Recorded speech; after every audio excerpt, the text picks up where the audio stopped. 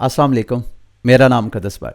आज इस वीडियो में आपके साथ मैंने क्रिप्टो मार्केट की ताज़ा तरीन अपडेट्स, न्यूज़, इन्फॉर्मेशन, मेरा तजिया मैंने आपके साथ शेयर करना है। कल क्रिप्टो मार्केट में एक ही हॉट टॉपिक डिस्कस हो रहा है। वैसे तो आज इतवार है, इतवार के दिन मैं पिछले हफ्ते का सारा रिकॉल करता हूँ। क्या करूँ, पिछला हफ्ता बड़ा खौफनाक और भयानक रहा है जो क्रिप्टो इन्वेस्टर है उनके लिए। लेकिन कल की जो हॉट टॉपिक है उसको मैं बाद में डिस्कस करता हूँ। मैंने ये एक दो दिन पहले की ये डेवलपमेंट है उसके ऊपर एक बड़ा डिटेल मैंने आपके साथ डिस्कस करना था, लेकिन अभी मैं मुख्तसर ही आपके साथ डिस्कस करता हूँ।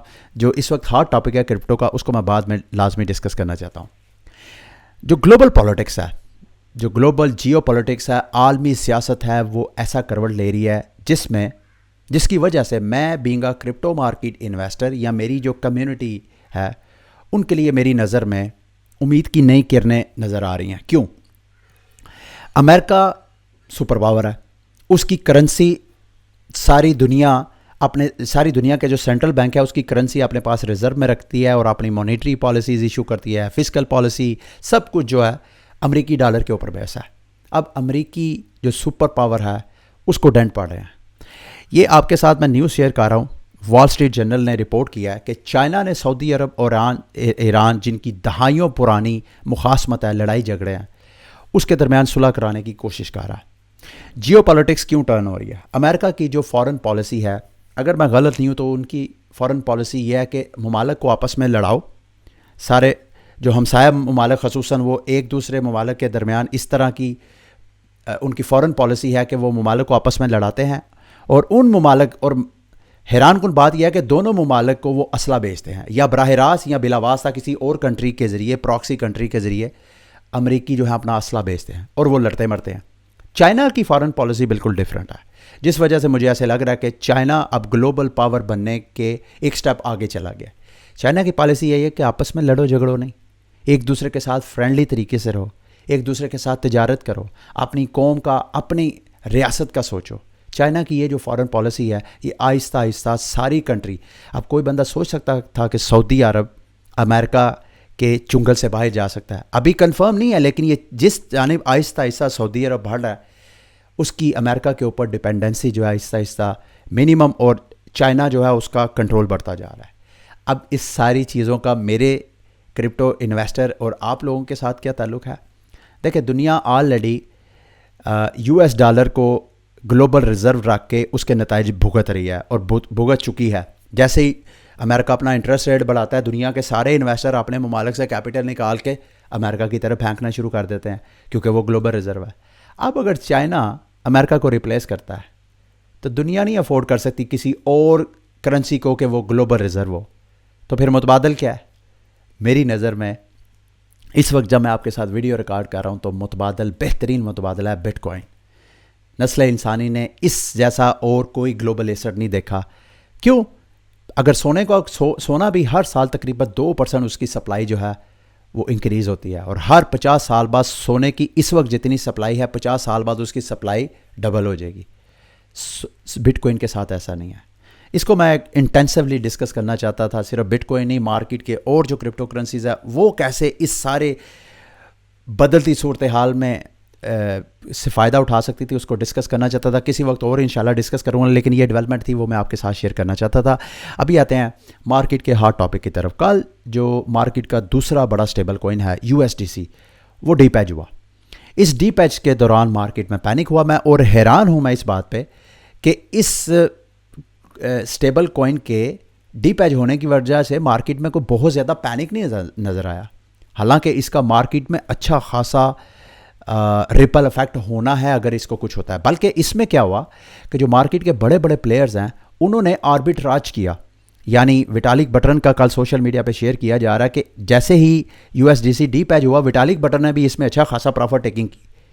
और इसके अलावा जो वेंचर कैपिटलिस्ट फर्म्स हैं उन्होंने भी जनाब जैसे जैसे डीपैच होता गया वो नीचे से ख़रीदते गए। इसी तरह जो छोटे मोटे रिटेलर्स हैं उन्होंने भी अच्छा खासा अपने मुख्तलिफ स्ट्रैटेजीज़ के वो कहाँ से USDC बाय कर रहे हैं, यहाँ से कहाँ से वो कन्वर्जन करके वो प्रॉफिट टेकिंग कर रहे हैं। ये सब कुछ हुआ। ये क्यों हुआ?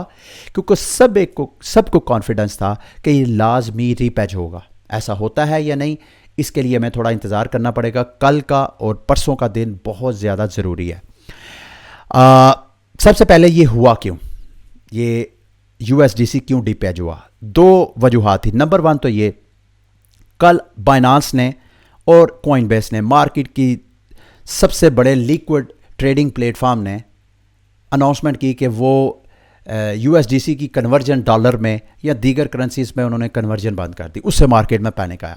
اور دوسرا، کل ہی کی ویڈیو میں نے آپ کے ساتھ شیئر کیا تھا کہ شاید سلیکان ویلی بینک میں یو ایس ڈی سی کا ایکسپوجر ہے. اور کل جب میں نے تو آپ کو اندازہ بتایا تھا کوئی 4% سے لے کے کوئی شاید 25-30% میں نے آپ کو بتایا تھا، لیکن کل ایگزیکٹ فگر ہے پتہ چلا کہ یو ایس ڈی سی کا تقریباً 3.3 بلین جو ہے سلیکان ویلی بینک میں پھنسا ہوا ہے.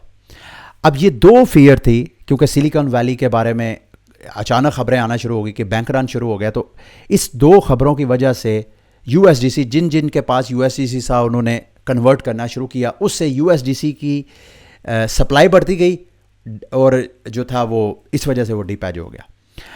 اب سوال یہ ہے کہ سلیکان ویلی بینک کو کیا ہوا؟ کل بھی میں نے ڈسکس کیا تھا، مختصر اب دوبارہ کر دیتا ہوں. سلیکان ویلی، کل میں نے آپ کو بتایا تھا کہ ان کے پاس بانڈس تھے، تقریباً کوئی $200 بلین کے ایسٹس ہیں اس بینک کے پاس. کل میں نے آپ کو بتایا تھا کہ یہ امریکہ کا 15واں بڑا بینک ہے، اور اگر یہ بینک کرپٹ جو کہ ہو چکا ہے، اگر یہ ہوتا ہے، میں نے آپ کو کل بتایا تھا، یہ یوں سمجھ لیں کہ امریکی پچھلی ایک دہائی میں اتنا بڑا کوئی اسکیم نہیں ہے. ہم تو کرپٹو میں بڑے بڑے اسکیمز کی باتیں کرتے ہیں نا. یہ جو سینٹرل بینکس ہیں، یہ جو کمرشل بینکس ہیں، پرائیویٹ بینکس ہیں، ان کے پاس بھی بلینز آف ڈالر ہوتے ہیں. تو $200 بلین آن سٹیک ہے. اور ساتھ انہوں نے کیا کیا، ایک تو جو بانڈس تھے ان کے پاس، مطلب ان کے پاس جو تقریباً $200 بلین کے ایسٹس تھے، ان کی کوئی 75% جو ان کے پاس ایسٹس تھے وہ سارا انہوں نے انویسٹ کیا ہوا تھا فکس ییلڈ بانڈس کے اوپر.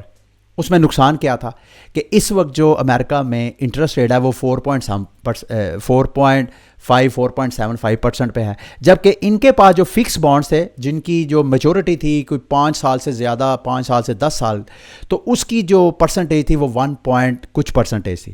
اب میری بات سنیں، میرے پاس ایک بانڈ ہے، اس کی میچورٹی کے اوپر مجھے پرسنٹیج ملے گا 1.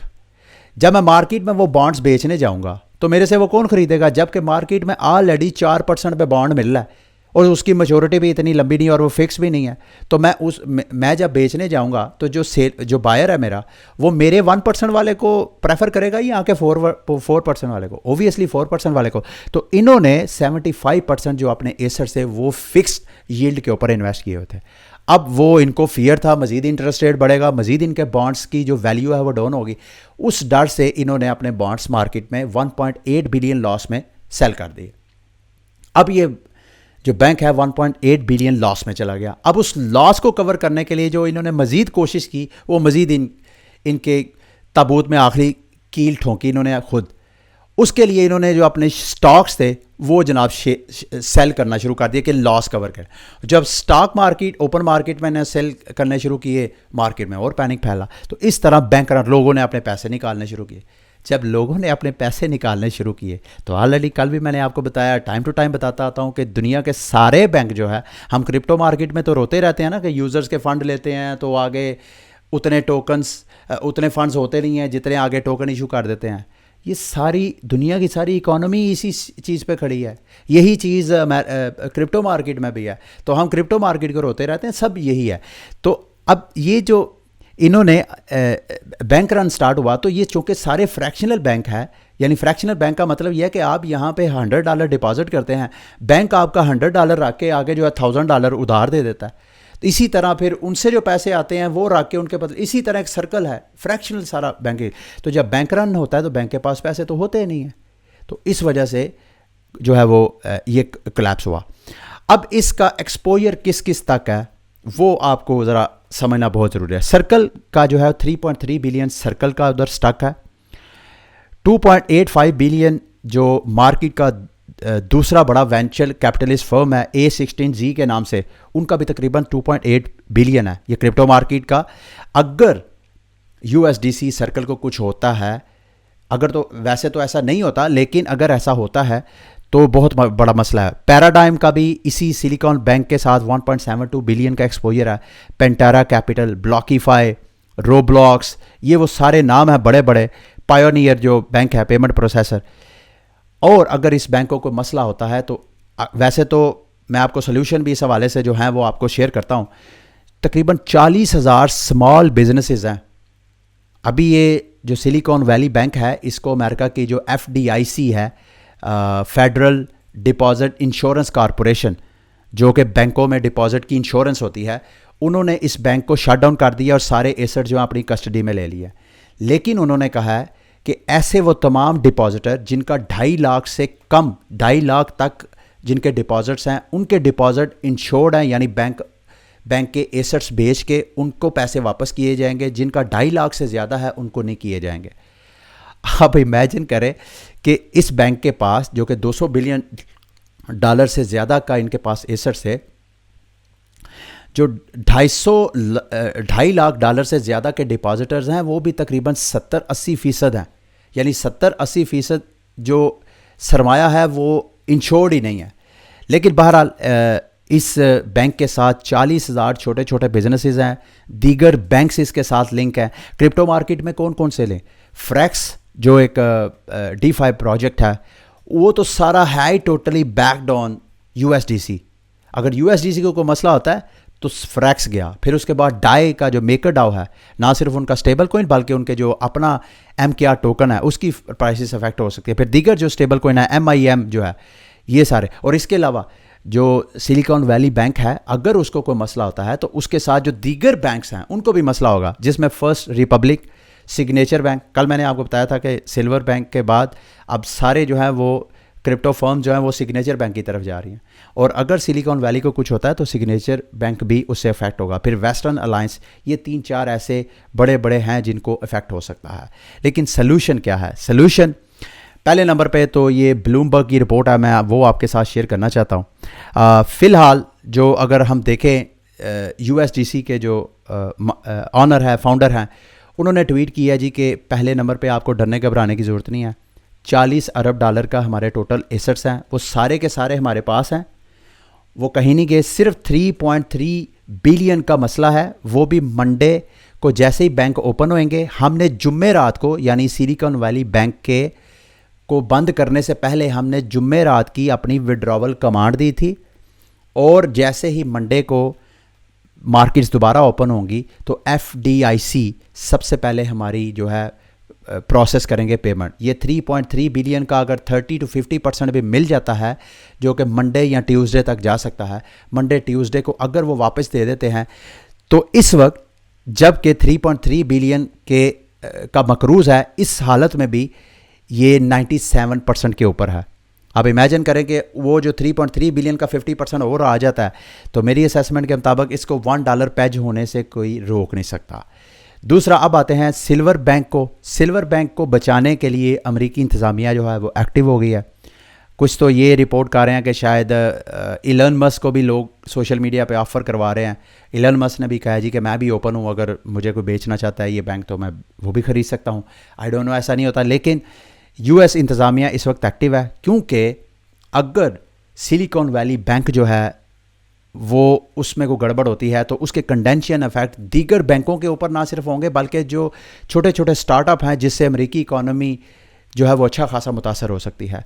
तो ये ब्लूमबर्ग की रिपोर्ट के मुताबिक US डिस्कसेस फंड, यानी अमेरिकी इंतज़ामिया एक फ़ंड क्रिएट करेगी जो कि सिलिकॉन वैली बैंक की तरह के जो बैंक्स हैं, अगर वहाँ पे कोई इश्यूज़ होता है, वो क्रैश होने की कोशिश करते हैं, तो वहाँ उन फंड से उनको सपोर्ट दी जाएगी। अब वो फंड अमेरिका कहाँ से निकालेगा? ओबियसली पैसा प्रिंट करके, और कहाँ से वो निकालेगा?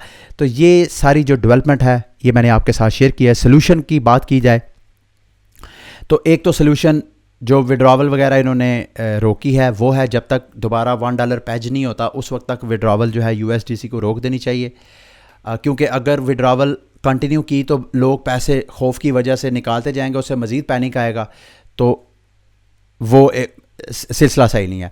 दूसरा, वो मैंने आपको बता दिया ऑलरेडी, और फेडरल जो है वो बैंकरप्ट हो गए। तो मोस्ट मेरा इसमें जो कंक्लूजन है मेरा, अभी तक मेरी अंडरस्टैंडिंग के मुताबिक ये मंडे और ट्यूसडे का हमें इंतज़ार करना चाहिए। मेरा बिलीव है कि 70 to 80% ये प्रॉब्लम सॉल्व हो जाएगी। सिर्फ 20 to 30% ابھی بھی مجھے ڈاؤٹ ہے، کیونکہ اس طرح ہمارا جو پرانا سابقہ ایکسپیرینس ہے وہ اچھے ایکسپیرینس نہیں رہے، جس کے چانسز مجھے بہت کم لگ رہے ہیں، اسی وجہ سے میں نے اس کو 20-30% رکھا ہے۔ تو ہوپ فلی منڈے ٹیوزڈے تک یہ چیز کلیئر ہو جائے گی، پھر آپ آگے جو دیگر فیکٹرز ہیں مارکیٹ کو افیکٹ کرنے والے وہ میں آپ کے ساتھ انشاءاللہ ساتھ ساتھ شیئر کرتا رہوں گا، ٹھیک ہے۔ یہ تھی آج کی ویڈیو، امید کرتا ہوں کہ آج کی ویڈیو بھی آپ کے لیے انفارمیٹیو رہی ہوگی۔ اگلی ویڈیو تک کے لیے مجھے اجازت دیں، اللہ حافظ۔